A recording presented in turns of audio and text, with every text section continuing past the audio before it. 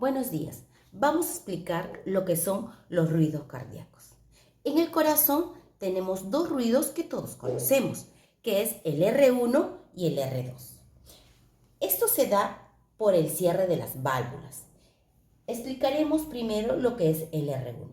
En el R1 se da por el cierre de las válvulas mitral y la tricúspide. Es el comienzo del sístole. Y esto también se da de forma simultánea con nuestro pulso. También la presión ventricular es mayor a la presión auricular. Además, en este espacio, todo el espacio o el silencio se va a llamar silencio sistólico. Luego, en el R2 vamos a ver que se da después del cierre de las válvulas sigmoideas, como es la válvula pulmonar y la válvula aórtica.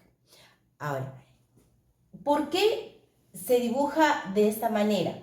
Porque si bien es cierto, el ruido R1 también está formado por dos estructuras, pero es un sonido unísono, a comparación del R2 que tiene un ligero espacio entre ruido del cierre de la válvula aórtica y el cierre de la válvula pulmonar.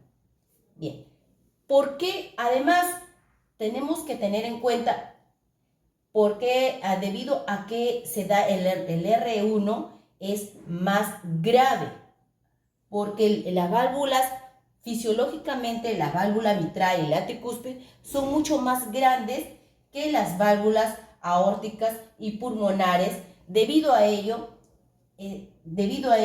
es que se da que el sonido que emite el R1 es más grave y su duración es mayor, a comparación del R2, que vendrían a ser las válvulas sigmoideas, mitral, aórticas y pulmonares, que son fisiológicamente mucho más pequeñas.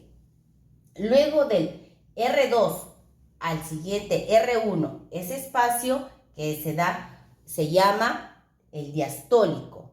Dentro de este espacio diastólico vamos a presenciar el R3, que este R3 puede ser fisiológicamente normal o patológico. ¿Cuándo se da que es normal? Se da en niños, mujeres embarazadas y en personas menores de 35 años, debido al gasto cardíaco que es mayor. ¿Cuándo es patológico? Cuando escuchamos en persona o auscultamos en personas mayores de 35 años y debido a una miocardiopatía dilatada, a una insuficiencia mitral o a una valvulopatía. ¿Qué quiere decir? Que nuestras válvulas no están cerrando completamente. Entonces, el llenado exceso de la sangre, entonces el llenado exceso se dilata los ventrículos y eso es lo que va a generar el ruido, ¿no? La dilatación de nuestros ventrículos. Y esto se va a dar por la vibración de las paredes ventriculares, ¿no? Debido al llenado ventricular rápido, ¿no? Donde la presión auricular es mayor a la presión ventricular. Bien. En el R4, ¿qué sucede con el R4? Es netamente patológico.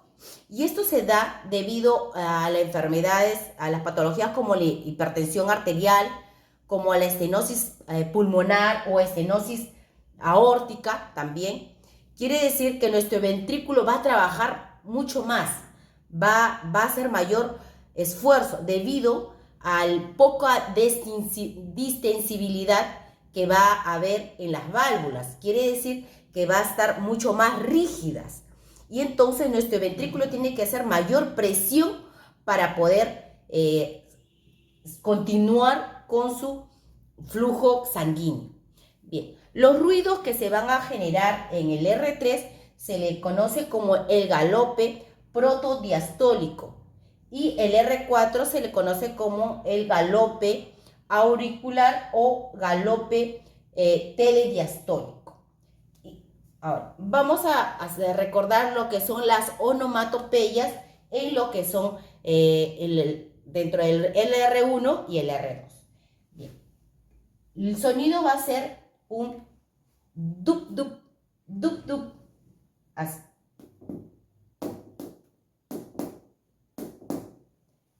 Cuando escuchamos el R3, vamos a escuchar un galope diferente.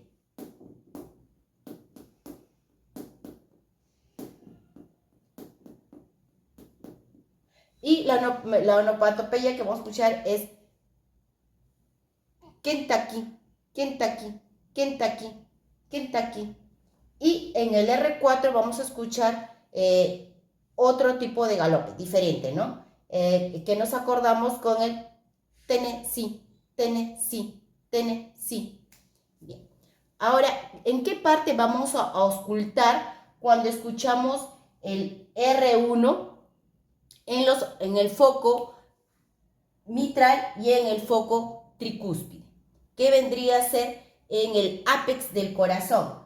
Sin embargo, el R2 lo vamos a auscultar en el foco pulmonar y en el foco aórtico, en la base del corazón. Gracias.